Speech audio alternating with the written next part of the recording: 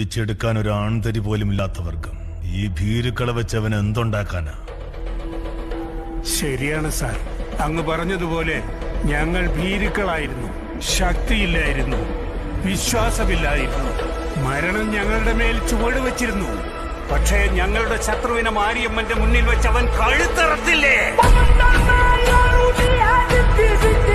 അന്ന് ഒരുപാട് വർഷങ്ങൾക്ക് ശേഷം ഞങ്ങൾ മരണത്തിന് മുന്നിൽ ചുവട് വെച്ചാടി.